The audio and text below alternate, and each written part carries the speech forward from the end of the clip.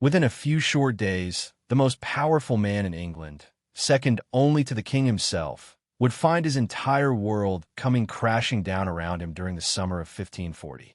Thomas Cromwell, the son of a blacksmith who had climbed through the ranks to become the Earl of Essex and Henry VIII chief minister, was about to learn that being in close proximity to absolute power could be more perilous than being far away from it. It is one of the most terrifying reminders in history that in the Tudor court, the indispensable advisor of today may become the condemned traitor of tomorrow. His story serves as one of the most chilling memories. The one who had been responsible for the downfall of Cardinal Wolsey, the disconnection of Henry from Rome, and the execution of a great number of other individuals would soon be confronted with the same cruel apparatus of Tudor justice that he had contributed to the further development of. The swiftness of Cromwell's collapse is not the only thing that makes it particularly horrifying.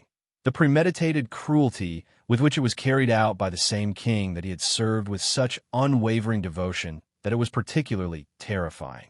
The beginning of Thomas Cromwell's rise to power occurred under the most improbable of circumstances. After a violent argument with his father, young Thomas fled England in order to seek his fortune in the markets and battlefields of the continent. Thomas was born in Putney around the year 1485 to a blacksmith and brewer. The early years of his life were spent in Italy, where he was exposed to the harsh political ideas of Machiavelli, as well as the complex financial systems that would later prove to be beneficial to him at Henry's court. In the 1520s, Cromwell returned to England with a significant amount of riches and contacts, and he began working for Cardinal Wolsey. During the complicated talks that surrounded Henry's wish to annul his marriage to Catherine of Aragon, his strong legal intellect and mastery of both canon law and civil law made him an essential asset. On the occasion of Wolsey's fall from grace in the year 1529, Cromwell was able to successfully distance himself from his old master while simultaneously placing himself as an integral member of the king's palace. Cromwell had become Henry's chief secretary by the year 1532, and under his leadership, his influence rose at an exponential rate. It was not out of religious belief that he was the architect of the English Reformation. Rather, it was out of cold political calculation than religious conviction. Henry's marital issues were resolved as a result of the rupture with Rome, which had the additional benefit of filling the royal coffers with the wealth that had been seized from the abbey. Cromwell's meticulous approach to demolishing centuries of religious history proved both his administrative genius and his complete lack of sentimentality. Cromwell succeeded in destroying the religious heritage. His methods were known for their efficiency as much as their ruthlessness. In order to establish what historian Hilary Mantel would later refer to as the first modern intelligence service, Cromwell maintained a vast network of informants across the all of England. He had the ability to wield both information and power with lethal efficiency, since he was aware that information was power. Allegations of treason were frequently brought against individuals who were hostile to the religious policies of the king. These allegations were frequently founded on information that Cromwell's operatives had meticulously nurtured. During the period of time between 1536 and 1541, Cromwell was responsible for the dissolution of the monasteries, which served as an example of his approach to administration. Ancient houses of worship that had been used in the past. Over a period of centuries, they were extracted from their wealth in a methodical manner. Their holdings were allocated to those who supported Henry, and the people who lived there were evicted with little to no recompense. The operation was carried out with military precision, resulting in the creation of vast money for the crown, but also demolishing a basic foundation of English society during the Middle Ages. The elevation of Cromwell to the position of Earl of Essex in the year 1540 appeared to be the zenith of his achievements. In addition to surviving the insurrection known as the Pilgrimage of Grace, he had also successfully navigated the intricate politics that surrounded Henry's various marriages and amassed personal wealth that was comparable to that of the antiquated nobility. However, his very success had resulted in the creation of formidable adversaries who were constantly on the lookout for any indication of weakness. Cromwell's position was a conundrum in that his influence was wholly dependent on royal favor, but at the same time, that same authority made him a target for people who disliked his modest beginnings and radical views. The traditional nobility, which had been ousted by this upstart commoner, waited anxiously for the opportunity to bring him down. They were aware that Henry's favor was as ephemeral as the wind, and they positioned themselves in such a way that they would profit from Cromwell's inevitable downfall. In spite of the fact that his reputation for brutality served him well throughout his climb to power, it also meant that he could not anticipate finding much mercy when his fortunes turned against him. It was inevitable that the legal machinery that he had used to ruin others would eventually be turned against him. This machinery would be controlled by men who had learned their craft by seeing his methods in the harsh world of Tudor politics. In spite of the fact that Cromwell had rendered himself useful, he had also rendered himself unfriendly. It is possible to trace the beginning of Cromwell's demise back to a single diplomatic error that would turn out to be fatal to the situation. In his hurry to secure Henry's fourth marriage and form a Protestant alliance with the German princes, Cromwell had brokered the king's betrothal to Anne of Cleves without securing Henry's personal acceptance of the bride. This was done in order to secure Henry's fourth marriage. Late in the year 1539, the king entered into a marriage that was advantageous from a political standpoint, but terrible for him personally.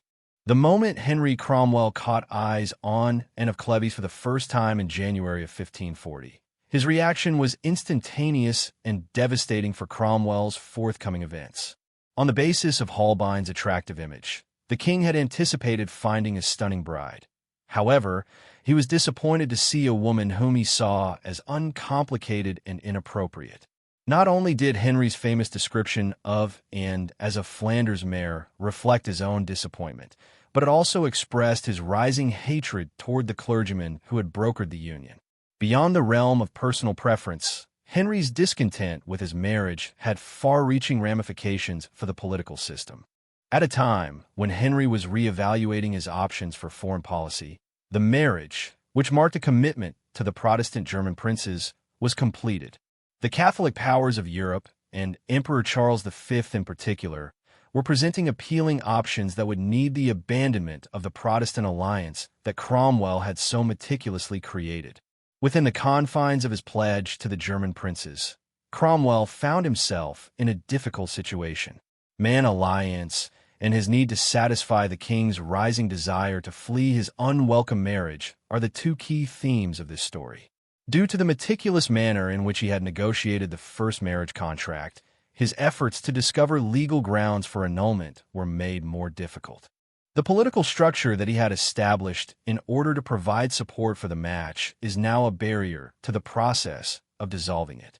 The discontentment of the king with his marriage grew intertwined with more general concerns over the administration of religious practices. Conservative nobility, led by the Duke of Norfolk, started campaigning for a reunion with Catholic Europe and a reversal of some of Cromwell's more radical changes. This change in policy was proposed by the Duke of Norfolk. According to their argument, Cromwell's policies of Protestantism had resulted in the isolation of England and the creation of opponents among the established European powers that were not essential. The conservative group was able to acquire a significant weapon against Cromwell as a result of Henry's infatuation to Catherine Howard, who was Norfolk's niece at the time. There was the potential for Henry to achieve both personal happiness and political flexibility through the possibility of fifth marriage. Yet, in order to do so, it was necessary to remove the hurdles that Cromwell's policies had erected. It looked that the minister, who had been considered important in the past, was now the most significant obstacle to the king's attainment of happiness. His approach to this crisis demonstrated both his political savvy and his ultimate fragility.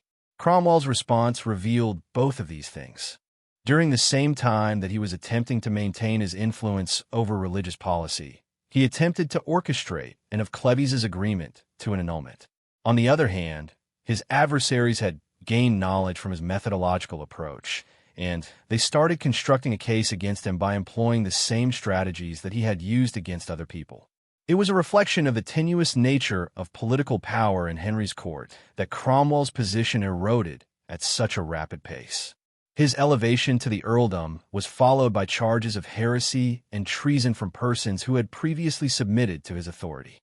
These accusations came within a few months of his elevation to the earldom, as his adversaries exploited his own administrative procedures to compile evidence of his alleged criminal activities. The same effectiveness of the governmental system that he had established began to work against him. The scheme that was devised against Thomas Cromwell was carried out with the same systematic precision that had been characteristic of his own climb to power. It was realized by the Duke of Norfolk, who was representing the traditional Catholic side, that the fall of Cromwell required more than royal disapproval. It demanded a properly designed legal case that would legitimize the terrible punishment that Norfolk's party intended to administer. In order to achieve their goal, Norfolk's plan concentrated on taking advantage of Henry's developing concern regarding religious orthodoxy and personal allegiance. Having spent years portraying himself as the defender of pure religion against both papal authority and Protestant fanaticism, the Duke was aware that allegations of heresy would resonate with a monarch who had spent more than a decade defining himself in this role. It was possible for Norfolk to convert the king's personal anger into moral fury by painting Cromwell as a covert radical who had twisted royal policy for his own ideological ambitions. Those who adhered to the conservative ideology started collecting proof of Cromwell. Once upon a time, Cromwell's correspondence with Protestant reformers across Europe, and in especially his communications with the more radical elements in German Lutheran circles, had been considered to be an example of smart diplomatic information collection. On the other hand, they were at this point reinterpreted as evidence of a conspiracy to commit treason. The network of Protestant relationships that Cromwell had, which had been considered important assets in the past, became evidence of his dangerous religious sympathies with the Protestants. The development of the theological argument against Cromwell was significantly aided by the contributions of Stephen Gardiner, the conservative bishop of Winchester. Gardiner had long harbored resentment at Cromwell's influence over religious affairs, and he regarded the minister's current predicament as an opportunity to reclaim ecclesiastical power over the English church. The claims that Cromwell had advocated heretical theories that were counter to the king's own religious preferences were given more credibility as a result of his impressive academic reputation. Henry's obsession with Catherine Howard was meticulously matched with the date of the plot, which was carefully planned out accordingly. It was Norfolk's understanding that the power that his niece had on the king presented a one-of-a-kind opportunity to launch an attack against Cromwell at a time when Henry was emotionally fragile and politically distracted. In stark contrast to Anne of Cleves, Catherine's youthfulness and attractiveness offered a striking contrast, which further reinforced Henry's perception that Cromwell had purposefully misled him about the marriage to the German. At the same time that the knowledge of the emerging plot spread through whispered conversations and significant glances, contemporary onlookers noticed a sudden change in the atmosphere at the courtroom which occurred. Courtiers who had previously sought Cromwell's favor started to distance themselves from the minister as they became aware of the indicators that an approaching fall was imminent. The same political instincts that had propelled many of them to prominence now cautioned them to quit their former benefactor before his collapse consumed them as well. Some of them had followed this advice. In the beginning, it appeared as though Cromwell himself was not aware of the entire scope of the plot that was being organized against him. He was so certain of his own indispensability that he was oblivious to the fact that his adversaries had meticulously prepared themselves. Furthermore, his preoccupation with handling the immediate problem of the royal marriage stopped him from realizing the more widespread danger that was posed to his position. Considering the vicious atmosphere that prevailed in Henry's court, this error would prove to be disastrous. The spring of 1540 was the time when the last of the plot's components were successfully implemented.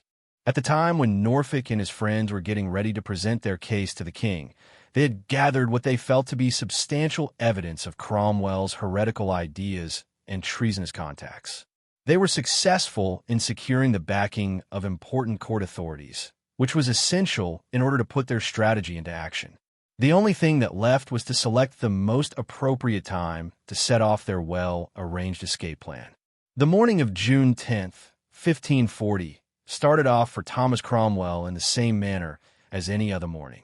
In his capacity as Lord Privy Seal and the newly appointed Earl of Essex, he was present in the regular council meeting held at Westminster, where he engaged in routine discussions with his fellow councillors regarding matters of state. Nothing about his manner gave the impression that he was aware of the cat. The events are going to take place. In spite of the fact that some observers would subsequently assert that they had observed an exceptional level of tension in the room, the trap was sprung with a swift and devastating impact. While the council was in the middle of its sessions, the Duke of Norfolk got up from his seat and started reading official allegations of treason and heresy against Cromwell. Allegations were made that the Earl had advocated heretical beliefs, maintained treacherous correspondence with foreign foes, and purposefully deceived the monarch about subjects that were of fundamental importance to the realm. Overall, the accusations were thorough. The immediate response that Cromwell had was one of astonishment and disbelief he had. The individual who had coordinated similar events against other people found himself in the position of being the target of the very legal machinery that he had assisted in developing. Despite his best efforts to defend himself, Norfolk ordered the guards to immediately arrest him. His attempts to defend himself were unsuccessful. However, due to the rapid pace of the hearings, there was little time for Cromwell to engage in the intricate legal maneuvering that had been characteristic of his own prosecutions of his opposition. It was meticulously anticipated that the arrest would be a symbol of humiliation for the minister who had been arrested. It was in full view of the assembled council that the Garter insignia, which had just been conferred upon him as England's highest honor, was removed from his person. The traditional actions that denoted his total fall from grace and his metamorphosis from a peer of the realm to a common prisoner were the breaking and discarding of his staff of office and the removal of his ceremonial sword. There was a startled stillness that followed Cromwell's imprisonment, according to contemporary reports. As they sat paralyzed in their seats, counselors who had worked closely with him for years sat transfixed in fear that any display of sympathy could be perceived as involvement in his alleged crimes. In a matter of minutes, the most powerful man in England, behind the monarch, had just been reduced to a powerless prisoner. The atmosphere in the chamber was characterized as suffocating, filled with the realization that this had just occurred. When viewed in the context of Tudor political culture, the act of physically putting Cromwell in chains bore a unique importance. The use of chains was not only a means of restraint. Rather, they were emblematic of shame and were customarily reserved for common criminals rather than peers of the realm. Norfolk ensured that Cromwell's humiliation would be full and evident to all those who watched his expulsion from the council chamber by issuing an instant order for Cromwell to be chained. It took a remarkable amount of time for the news of the arrest to circulate around London, setting off a stir not only within the court, but also among the general population. Citizens who had seen Cromwell's ascent to power with a mixture of adulation and hate now congregated in the streets to witness his fall from power. As a sharp reminder of the precarious nature of political fortune in Henry's England, the quickness with which power was transformed into impotence acted as a stark reminder. It appears that Cromwell himself was subjected to a significant amount of psychological stress. The self-assured administrator was replaced by a man who appeared to be confused and terrified, according to witnesses who described him as seeming to be old and broken as he was brought away in shackles. It was as though he was unable to realize the magnitude of his change of heart. His arrest marked the beginning of the process of systematically destroying the carefully crafted character he had taken on, and this process would continue throughout his detention and trial. Cromwell's arrest in the Tower of London marked the beginning of a meticulously choreographed campaign of psychological and physical torture aimed to destroy his spirit and get the confessions his opponents sought. This campaign was designed to weaken Cromwell's resistance to the government. The Tower, which had been the final destination for a great number of his own victims, had now become his own jail, and the walls of the tower resounded with the ghosts of those he had sent to their deaths. In order to create a stark contrast with the luxurious lifestyle he had been accustomed to as one of England's most influential men, The conditions of his captivity were meticulously engineered to be extremely severe. His higher position was no longer reflected in the excellent clothes, luxurious delicacies, and pleasant surroundings that he had previously possessed. Rather than that, he discovered that he was confined in a stone cell that was overcrowded, had little lighting and heating, and was dressed in the rough clothing of a common prisoner. The procedures that Cromwell himself had developed during his time as Henry's chief minister were utilized by the individuals who interrogated people. They came to the realization that although physical torture was useful, it was not as valuable as psychological pressure that was conducted in a systematic manner over a period of time. As he became aware of the expertise of his tormentors, the knowledge that his previous methods were being used against him added a particularly terrible dimension to the misery he was experiencing. Both his claimed heretical beliefs and his alleged traitorous communications with foreign countries were the principal topics of attention during the interrogation. A considerable amount of evidence of his correspondence was in the possession of his interrogators, the majority of which was collected through the same intelligence networks that he had built personally.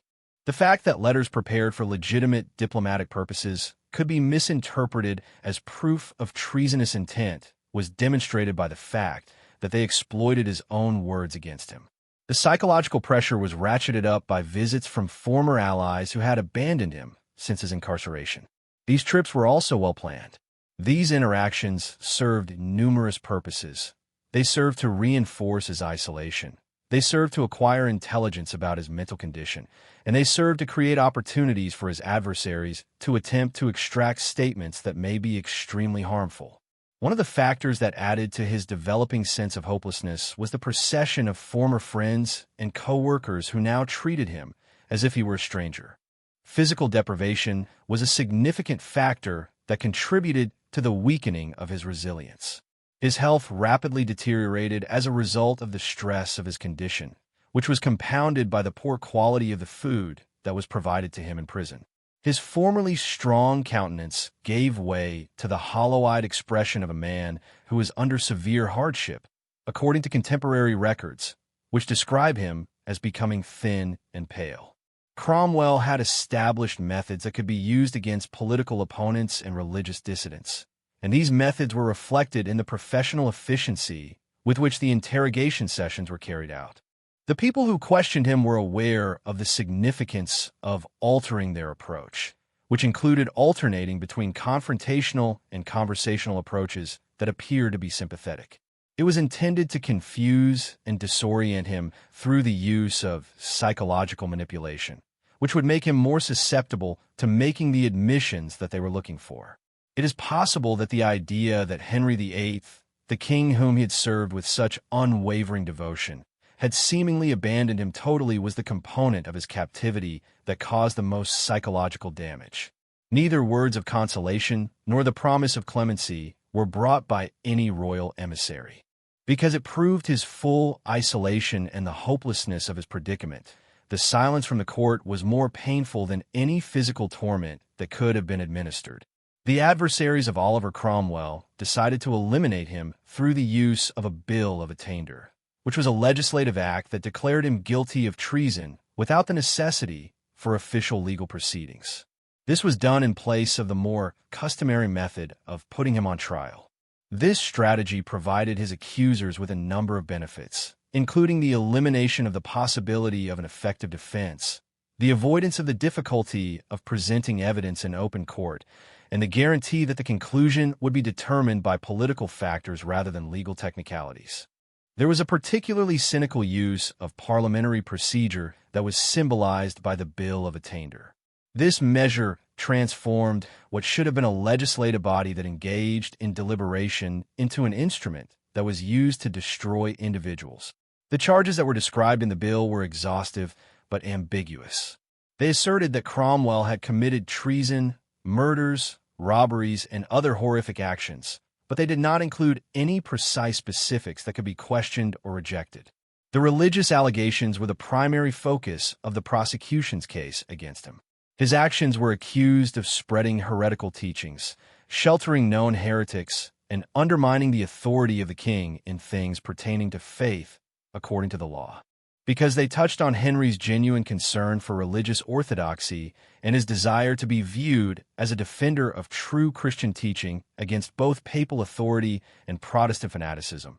These accusations were extremely devastating. Henry's desire to be recognized as a defender made him particularly vulnerable to the damage they caused.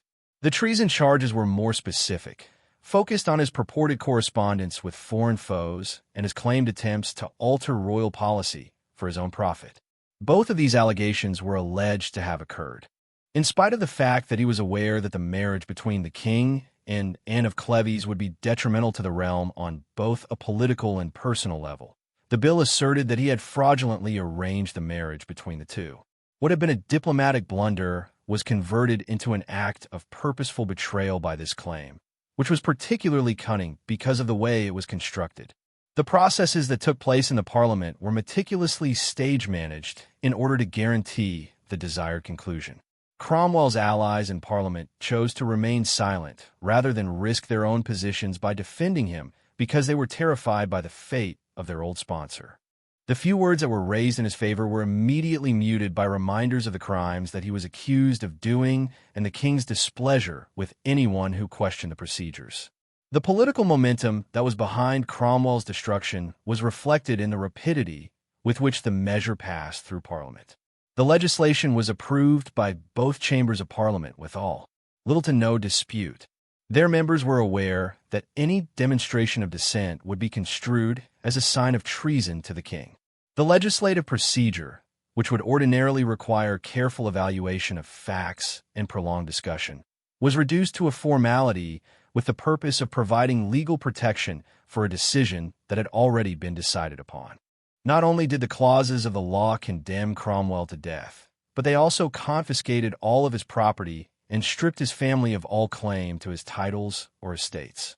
Furthermore, the measure's provisions were extensive in their span of application. This complete forfeiture assured that his demise would be both personal and dynastic, doing away with any potential that his descendants may attempt to restore the fortunes of the family at some point in the future. The information that Cromwell learned regarding the Bill of Attainder had a completely disastrous effect on his mental state. He had utilized the same parliamentary system to legitimate Henry's break with Rome, and the idea that he would be punished without trial by that same system was the ultimate irony of his situation. The legislative apparatus that he had assisted in the creation and operation of was now being utilized to eliminate him in a manner that was both vicious and effective. During the time that elapsed between Cromwell's condemnation and his execution, there was a concerted effort to derive as many benefits as possible from his precarious predicament. His adversaries were aware of the fact that a guy who was about to succumb to death would be willing to supply useful information or carry out final services in exchange for the remote possibility of being granted pardon or a death that was more humane. His assistance in annulling Henry's marriage to Anne of Cleves was the most serious demand that was placed upon the priest who was held accountable for his actions. Cromwell was forced to make use of his legal expertise and diplomatic connections in order to arrange the divorce of the marriage that he had first negotiated. This was made possible despite the fact that Cromwell was in a terrible situation himself. As a result of this necessity, his final weeks were made much more harsh because he had to take part in undoing the job that he had done.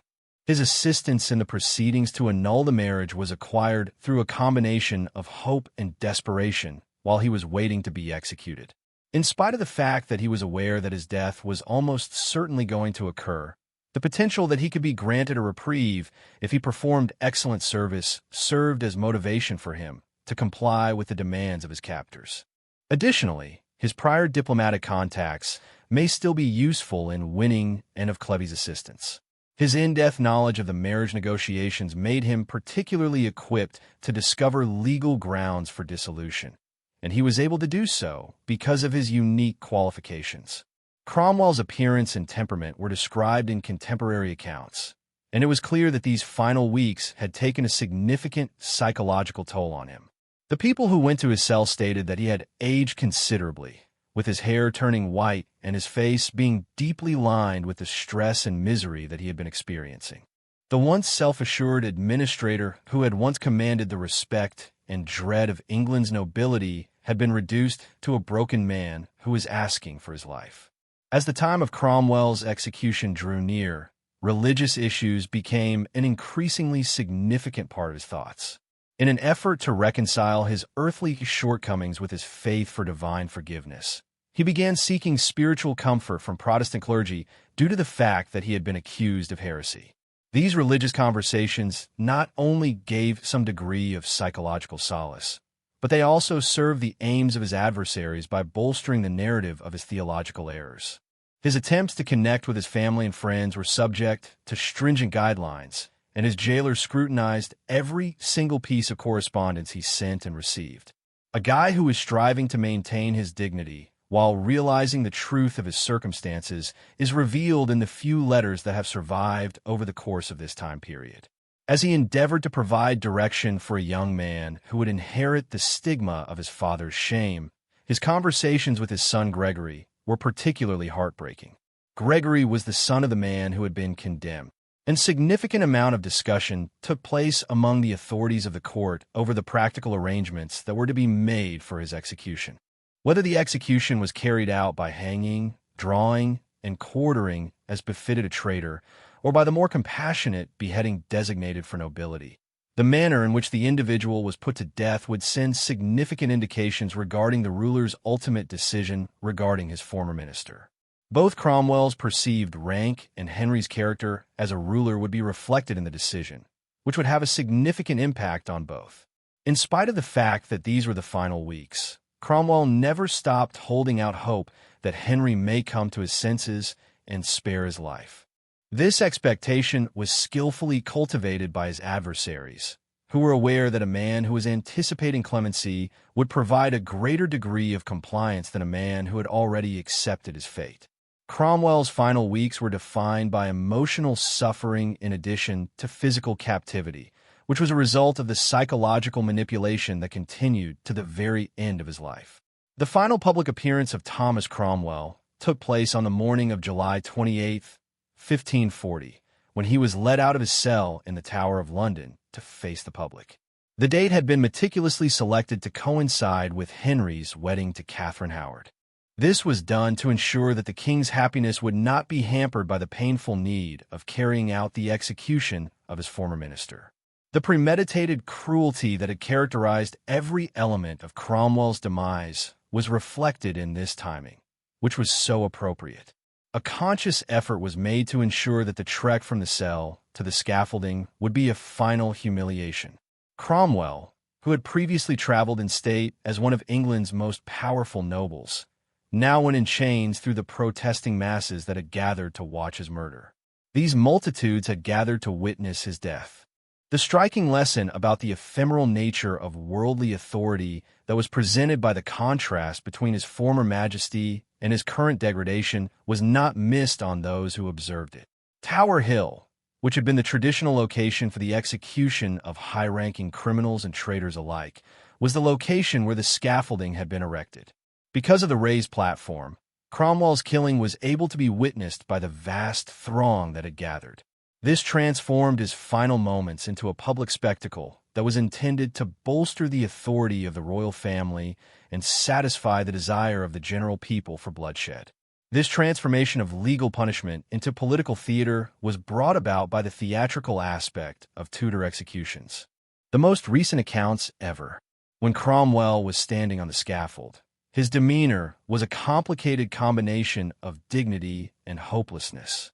Witnesses noticed that his voice was shaking as he delivered his final address, despite the fact that he maintained the serenity that is expected of a nobleman who is coming to terms with his death. His comments were selected with great care in order to avoid any implication of innocence that may be construed as a criticism of the king's justice, while at the same time striving to maintain some degree of personal dignity. The execution itself was carried out with the same level of efficiency that was characteristic of other parts of Tudor judicial administration. Cromwell had been permitted the relative mercy of beheading rather than the other punishments authorized for traitors, which included hanging, drawing, and quartering. This concession was either a reflection of residual royal favor or sheer expedience about the situation. With a single blow, the executioner's axe, which was wielded by a skilled and seasoned expert, brought an end to his life. A clear indication of the premeditated nature of the entire event was provided by the immediate aftermath of the execution. In order to serve as a warning to anyone who could be considered prospective adversaries of the crown, the head of Oliver Cromwell was exhibited on London Bridge among the heads of other traitors. His body was laid to rest in a grave that was not marked, which prevented him from receiving the grandiose funeral that would have been fitting for someone of his former rank. Additionally, this ensured that his physical remains would not serve as a focal point for any future opposition. The news of Cromwell's execution quickly went throughout England and throughout Europe, causing people who had witnessed Cromwell's stratospheric rise and steep fall to experience a complex mixture of satisfaction, dread, and reflection within themselves. The occurrence was recounted to their masters by diplomats from other countries as evidence of the deadly unpredictability of English politics and the personal cost of serving an absolute king. A stunning exhibition of royal power and a warning to possible threats, Cromwell's devastation was carried out with speed and efficiency, serving as a powerful demonstration of royal power. The man who had appeared to be indispensable just a few short months ago had been reduced to a severed head on a pike. His family had been dispersed, his property had been taken away, and his name had become synonymous with deceit. When it came to dealing with those who were opposed to the crown, the Tudor legal system was quite methodical, and this was reflected in the completeness of his dissolution. There are different contemporary versions that reflect the political differences and personal prejudices of their authors, which makes the historical record surrounding Thomas Cromwell's final days and execution more problematic. These contradicting versions have given rise to ongoing arguments among historians regarding the true nature of Cromwell's crimes, the justice of his trial, and the circumstances surrounding his execution. With the intention of portraying Cromwell's collapse as divine justice for his role in dissolving England's established religious institutions, contemporary Catholic commentators, writing from the perspective of those who opposed Cromwell's religious policies, tended to portray his downfall as heavenly justice.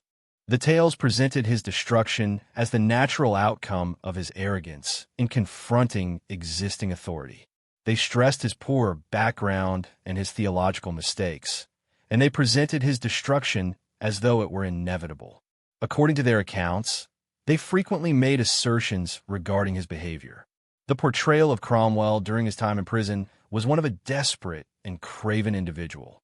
On the other hand, Protestant authors regarded him as a martyr for the cause of religious reform, as he had been destroyed by conservative adversaries who were attempting to reverse the progressive policies that he had implemented. They portrayed his downfall as the consequence of royal intrigue rather than serious legal infractions, but they stressed his administrative competence and his role in freeing England from papal power. In addition, they portrayed his collapse as a result of court intrigue. They frequently cast doubt on the veracity of the accusations that were brought against him and stated that his death was an example of a complication in the administration of justice. A third viewpoint is offered by diplomatic sources from other countries, which shift their attention away from local religious reasons and instead concentrate on the international repercussions of Cromwell's downfall. These narratives frequently highlight the impact that his destruction had on England's international relations, notably the damage that it caused to the Protestant alliance that he had worked so hard to establish. The strategies that were employed to eliminate him were of particular interest to observers from the continent because they were perceived as being representative of more widespread trends in English political culture. Historians of the modern era have had a difficult time reconciling the contradicting contemporary narratives with the meager documentary material that escaped Cromwell's methodical destruction. Given the speed with which his adversaries were able to eradicate any evidence of his operations, it has become challenging to determine whether or not the allegations that have been leveled against him are true. There are historians who argue that he was indeed guilty of exceeding his authority and pursuing policies that were in opposition to royal interests. On the other hand, there are researchers who argue that he was the victim of a judicial murder that was engineered by his political adversaries. As far as historians are concerned, The subject of whether or not Cromwell held heretical beliefs continues to be extremely contentious. However, the nature of his own theological views is still unknown, despite the fact that there is evidence that he maintained correspondence with Protestant reformers and pushed religious policies that questioned established customs. There are academics who contend that his religious policies were entirely pragmatic, with the intention of serving royal interests rather than promoting particular doctrinal ideas through their implementation. Recent research in the field of history has made an effort to comprehend the fall of Cromwell by situating it within the broader framework of Tudor political culture and the particular dynamics of Henry VIII court. Based on the findings of these analyses, it appears that his demise was the consequence of a number of different causes, such as conflicts regarding policy, personal rivalries, and the inherent instability of a political system that sprang from royal favor. This approach places more of an emphasis on structural elements than it does on the guilt or innocence of individuals. His situation is illustrative of the difficulties that historians encounter when seeking to differentiate between legitimate legal processes and political persecution in a system in which the line between the two was frequently blurred.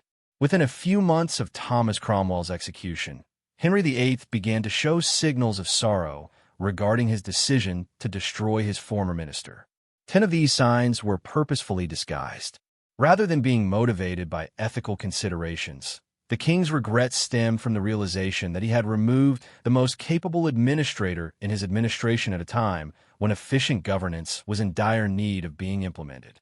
In the aftermath of Cromwell's death, the administrative turmoil that ensued made his prior efficiency painfully clear to everyone who was forced to deal with the implications of his death. The handling of religious policy, international relations, and financial administration were all areas in which the immediate challenges that were caused by Cromwell's absence became obvious. The monarch made the discovery that the methodical approach to administration that his former minister had taken had resulted in a degree of organizational efficiency that none of his successors were able to equal. It turned out that the conservative nobility who had planned Cromwell's demise were far more effective at dealing with his adversary than they were at taking over his administration responsibilities. The classic complaint that Henry made, which was that he had been served by false allegations in the case of Cromwell's execution, indicated both his growing knowledge of his mistake and his customary refusal to accept personal responsibility for the judgments that he made. The tendency of the king to blame his advisors for the results of his own decisions had reached its natural conclusion, which was the monarch's decision to eliminate the advisor who had served him in the most efficient manner. The duration of his reign will be marked by the continuation of this pattern of behavior. The destruction of Cromwell had far-reaching repercussions that lasted far beyond the immediate challenges that were encountered in administration throughout time. When he passed away, the systematic approach to religious change that had been a defining characteristic of the early years of the English Reformation came to an end. Religious policy grew increasingly unpredictable without his guiding hand, reflecting the monarch's own theological difficulties rather than any coherent strategic vision. This was the case since the king was no longer in charge. The fall of Cromwell had equally major repercussions not only domestically but also internationally. England was left internationally isolated and exposed to Catholic resistance as a result of his carefully crafted Protestant alliance, which crumbled almost immediately after his execution. The German princes, who had considered him to be their principal English contact, came to the conclusion that Henry's religious policies were unreliable. As a result, they started looking for alternate arrangements that eliminated England from their strategic calculations. A substantial amount of revision has been made to the contemporary historical evaluation of Cromwell's legacy as a result of the fact that academics have obtained access to documentary sources that were previously unavailable. Earlier historians, who were influenced by either Catholic polemics or Protestant apologetic, had a tendency to regard him as either a heroic reformer or a destructive radical. A more nuanced picture of a pragmatic administrator is presented by contemporary scholarship. This administrator's policies were influenced by practical concerns rather than ideological commitments. Both Cromwell's ascent to power and his exercise of authority were accomplished through the use of In particular, historians who are interested in the evolution of contemporary methods of administration have focused their attention on the exercise of authority. Through the utilization of intelligence networks, propaganda, and methodical legal procedures, he foresaw many aspects of contemporary state administration. His understanding of bureaucratic efficiency was millennia ahead of its time, as evidenced by the fact that he was able to coordinate the implementation of complicated policies across several government departments. During the early modern period in Europe, the severity of his destruction serves as a reminder of the human consequences that were associated with political activity. He was eliminated with the same merciless efficiency that marked his administrative tactics. This resulted in the creation of a perfect circle of cause and effect, which historians have found to be both intriguing and scary. It is because it illustrates timeless themes about power, ambition, and the cost of political involvement that his story continues to resonate with audiences in the present era. By providing a glimpse into the harsh realities of power in Tudor England, the horrifying closing days of Thomas Cromwell provide a window into the cruel realities of power. In Tudor England, being in close proximity to absolute control might suddenly change loyal service into potential death. His story is one of the most compelling examples of how fortune can change in the corridors of power and how the exact qualities that elevate a person to greatness can become the tools of their ruin. His story is one of the most fascinating examples of history. Cromwell's demise is particularly unsettling not only because of the rapidity with which he was brought down, but also because of the methodical manner in which he was destroyed. The very same apparatus of the government that he had assisted in developing and perfecting later turned against him with a devastating degree of effectiveness. As a result of having witnessed him employing his methods against other individuals, his adversaries had a profound understanding of his strategies, and they utilized his own methods with a ruthless perfection.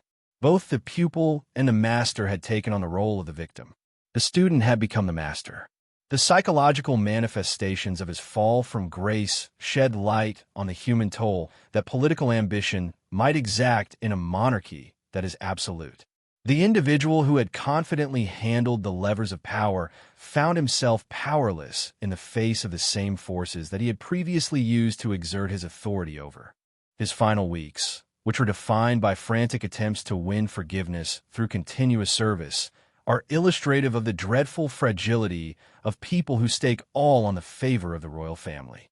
As a sharp reminder of the emotional cost of political activity, the feelings of solitude and sadness that he suffered in his final days serve as a poignant reminder.